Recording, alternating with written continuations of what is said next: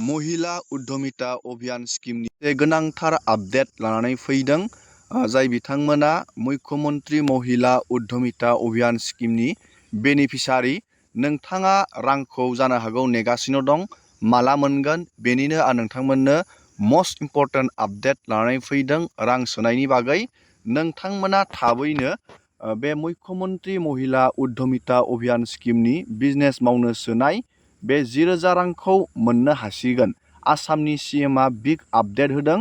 लोगोसे नोंथांमोनाथ' मिथिखाबाय बिहाली समस्तियाव फार्स्ट इनस्टलमेन्टखौ बिहाली समस्तियाव जाय बिथांमोना गोग्लैयो बिजनेस मावनो 10,000 रांखौ दाख्लैबावै आगोलावनो बे 10,000 रांखौ सोनानै होबाय।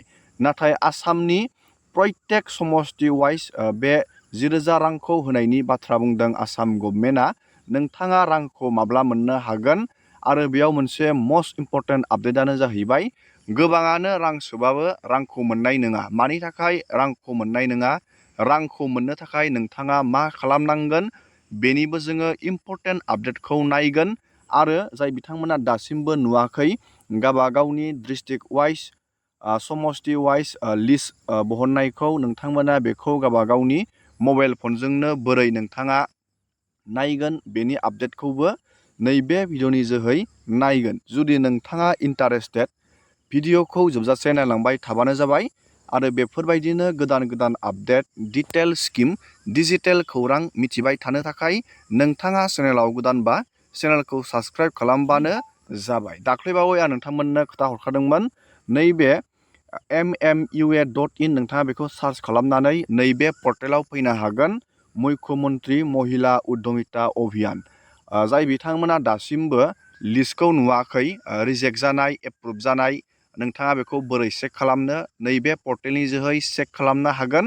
आरो मस्ट इम्परटेन्ट आपडेटखौ जोङो नायगोन आसामनि सीएमआ बे मुख्यमंत्री महिला उद्धमिता अभियान स्किम बाखि थानाय समस्तियाव रांखौ माब्ला सोगोन बेनिबो मोनसे बिग बिथाङा स्टेटमेन्ट होदों। जोङो बेनि बागैबो नैबे भिडिअनि जोहै नायगोन। दानिया जाय बिथांमोना लिस्टखौ नायनो सानदों नैबे mmua.in बेखौ सार्च खालामनानै नोंथाङा अनलाइननो डेटाखौ चेक खालामनो हागोन डिस्ट्रिक्ट वाइज आरो समस्ति वाइज। नाथाय बे डिस्ट्रिक्ट वाइज समस्ति वाइजआव जिखिनि लिस्ट दङ बे लिस्टनि गोबां मानसिफोरानो आरो नैबे रांखौ सोखालि गोबां मानसिफोरानो दानजाबावनो हागौ। जुदि नोंथाङा रांखौ मोननो सानदों नोंथाङा मा खामानि मावनांगोन आङो बेखौबो दिनैनि नैबे भिडिअनि जोहै आपडेट खोथा हरगोन।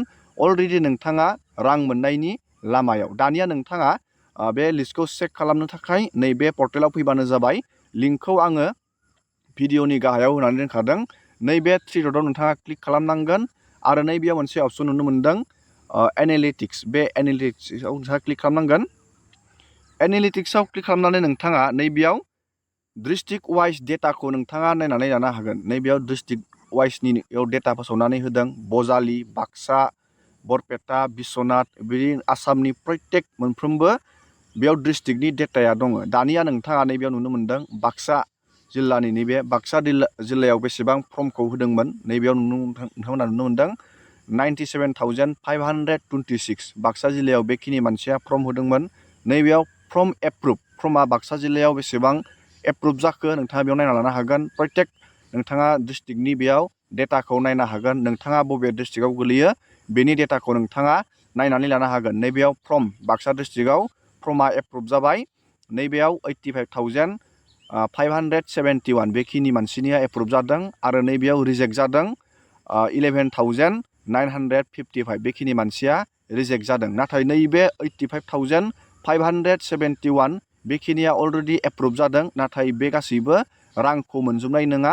नोंथाङा रांखौ मोननो थाखाय मा खालामनांगोन आङो बेखौबो दा भिडिअनि जोहै नोंथांमोननो खोथा हरगोन। नैबेयाव नोंथांमोना नुनो मोनदों दानिया नैबे बाक्सा डिस्ट्रिक्टनि नोंथाङा समस्ति वाइजबो नायनो हागोन। बे बाक्सा डिस्ट्रिक्टआव थुना होबा नैबेयाव नुनो मोनदों नोंथाङा भिउ LAC वाइज समस्ति वाइज नोंथाङा बेयाव नायनो हागोन। बाक्सा डिस्ट्रिक्टनि बे ब्लक वाइज नोंथाङा नायनो हासिगोन। दानिया बेसेबां फर्म नोंथाङा बे ब्लकआव होदोंमोन, खैजोनिया एप्रुभ जाखो, खैजोनिया रिजेक्ट जाखो बेबायदि चेक खालामनानै नायनो हागोन। दानिया जाय बिथांमोननिया नैबे एप्रुभ डेटायाव लिस्टआव नैबेयाव फैदों नोंथांमोना खिन्थु मोनसे इम्परटेन्ट खामानि मावनानै लानांगोन। रां मोननो थाखाय आं नोंथांमोननो खोन्थाहरनि जुदि नोंथाङा नैबे एप्रुभ लिस्टआव नोंथांनि नामा गोग्लैदों नोंथाङा जुदि सम थानायावनो दासिमबो खामानिफोरखौ मावना लाया नोंथाङा रांखौ मोननाय नङा आं खोन्थाहरनि नोंथांमोननो नोंथाङा नैबे पर्टेलाव फैफिननांगोन आरो बेयाव क्राइटेरिया होनानै दोनदों मोननैसो क्राइटेरिया होनानै दोनदों जाय बिथांमोना एप्रुभ लिस्टआव गोग्लैदों नोंथांमोना खिन्थु मोननैसो रां सोयैनि सिगांनो खामानिखौ मावनानै लानांगोन जेरै नैबेयाव आधार सिडिट सेवा नोंथाङा गावबा गावनि बेंक एकाउन्टजों आधारखौ लिंक खालामनांगोन DBT डाइरेक्ट बेनिफिट ट्रेन्सफार सिस्टेमखौ नोंथाङा एक्टिभ खालामनांगोन गोबांनियानो नैबे DBTआ इनएक्टिभ जानानै थायो नोंथाङा चेक खालामनानै बेंकआव थांनानै चेक खालामनानै बेखौ एक्टिभ खालामनानै लानांगोन मानो होनोब्ला आसाम गभर्नमेन्टआ बे महिला उद्यमिता अभियान स्किमनि रांखौ नैबे DBT सिस्टेमनि जोहै सोनायनि नैबेयाव गाइडलाइन बेयाव रोखायै लिरनानै होखादों नोंथांनि बेंकजों आधारजों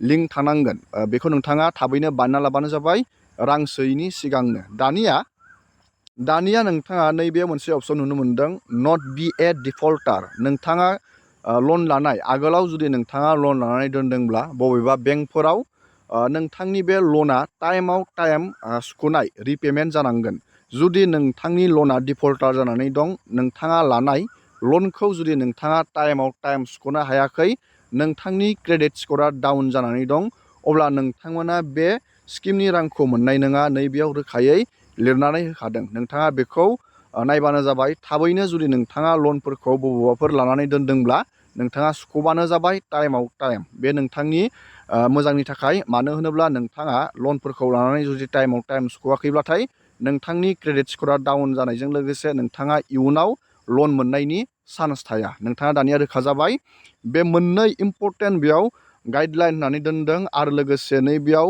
बाथ्रा बुंनाय जादों बेयाव नोंथाङा मोनसे अपसन नुनो मोनदों नोंथाङा बेयाव नुनो मोनदों इडुकेसननि बागैबो बेयाव रोखा बेयाव गाइडलाइन होनानै दोनदों जुदि नोंथांनियाव स्कुलाव थांनाय हिन्जावसा चाइल्ड दं नोंथाङा बेखौ इनस्टिटिउसनाव नोंथाङा एडमिट खालामनो नांगोन स्कुलाव नोंथाङा नाम लगायनांगोन बेफोरबायदि बेयाव गोरा गाइडलाइन होनानै दोनदों नोंथाङा बेफोरबायदि क्राइटेरियाखौ थाबैनो नोंथाङा फुलफिल खालामनांगोन अब्लासो नोंथाङा बे महिला उद्यमिता अभियान स्किमनि रांखौ मोननो हागोन दानिया नोंथाङा रोखा जाबाय नोंथाङा थाबैनो बे महिला उद्यमिता अभियान स्किमनि रांखौ मोनगोन आसामनि CMआ बेनि बागै मा बाथ्रा बुंदों जोङो भिडिअनि जोहै नाय এতিয়া কথা পাতাৰ সময় নহয় এতিয়া কাম কৰাৰ সময় অহা কেইটামান মাহত আমাৰ লক্ষ্য হৈছে যে প্ৰথম আমি অসমৰ আই মাতৃসকলক সেলফ হেল্প গ্ৰুপৰ আই মাতৃসকলক যি মহিলা উদ্যমিতা 10,000 টকাৰ প্ৰতিশ্ৰুতি দিছিলোঁ তাক আমি সম্পূৰ্ণৰূপে যাতে পূৰণ কৰিব পাৰোঁ সেই লক্ষ্যত এতিয়া আমি আগবাঢ়ি যাম।